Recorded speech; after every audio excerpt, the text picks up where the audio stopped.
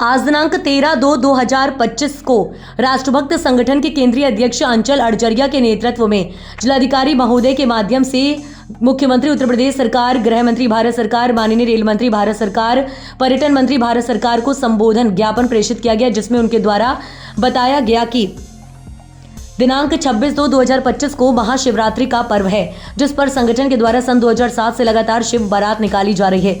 Media Mahadev पर विदर्भियों का कब्जा था। कुल 7 एकड़ में फैला हुआ मडिया महादेव का क्षेत्र था, जिसको गुस्साइयों के द्वारा निर्मित किया गया था। इस 7 एकड़ जमीन में से एक मंदिर परिसर को ध्वस्त किया गया था। आपको बता दें कि इस 7 एकड़ जमीन में से एक मंदिर परिसर को ध्वस्त कर मार्केट बना दिया गया था एवं मंदिर की खाली पड़ी जमीन पर हरेंद्र मसीह, रमेश चंद्र गुप्ता जैसे माफियाओं ने कब्जा कर रखा है। मंदिर की जमीन में ही एक रास्ता मंदिर के पीछे की ओर झोकन बाग से पिछले वर्ष ही खुलवाया गया था, परंतु आज तक इस पर रोड डालने का व खंभे लगाने का कार्य अभी तक नहीं हो पाया। शिव बारात इसी मार्ग से जाएगी। अंचल जी, किस मांगों को लेकर ज्ञापन था? आज हम लोगों ने जो मड़िया महादेव मंदिर की बारात निकलती है उसकी व्यवस्थाओं के संबंध में ज्ञापन दिया है। पीछे वाला जो रास्ता था जिस पर भू माफियाओं ने हरेंद्र मसीह और रमेश चंद्र गुप्ता जैसे माफियाओं ने मंदिर की जमीन पर कब्जा करके उसको बेचने का प्रयास किया है।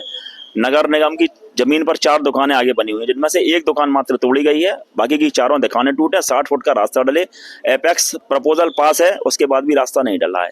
एक मामला शिव बारात को लेकर के था। दूसरा था पाल कॉलोनी के अंदर रेलवे के द्वारा 40 वर्ष पुराना बालाजी धाम का मंदिर को तोड़ा गया बिना नोटिस दिए हुए, जबकि वहीं से वो मंदिर रेलवे लाइन से 400 मीटर की दूरी पर है और रेलवे लाइन से 10 से 20 मीटर की दूरी पर एक मस्जिद रेलवे के द्वारा बनवा दी गई है, जिसका कोई ध्वस्तीकरण की कार्रवाई नहीं की गई।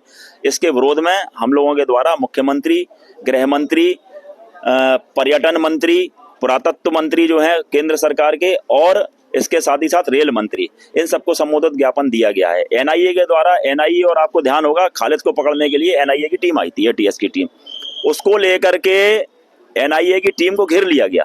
जब एनआईए और एटीएस की टीम सुरक्षित नहीं है तो हम ये जानना चाहते हैं कि झांसी का आम जनमानस कैसे सुरक्षित है। मस्जिदों से अनाउंसमेंट होता है, टीम को घेरा जाता है, क्या जांच करना गलत चीज है किसी की? तो ऐसे लोगों के खिलाफ में सख्त कार्रवाई क्यों नहीं हुई? ऐसे लोगों के खिलाफ में कार्रवाई, और उच्चाधिकारियों को उधर जाना चाहिए था, जो उच्चाधिकारी नहीं गए उसका निरीक्षण करने के लिए।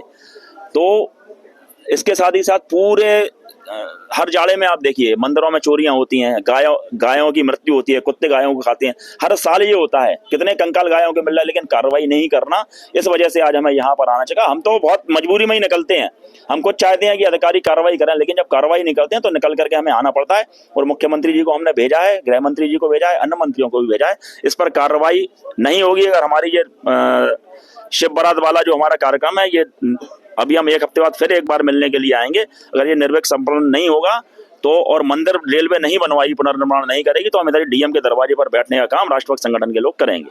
सर, इसका प्रॉब्लम आ रही है तो मुख्यमंत्री जी जो कह रहे हैं कि जीरो टॉलरेंस पे काम हो रहा है, क्या वो गलत है? देखिए, जीरो टॉलरेंस पर मुख्यमंत्री जी तो पूरी ताकत लगा रहे हैं, लेकिन भ्रष्टाचार अधिकारियों का बहुत ज्यादा है।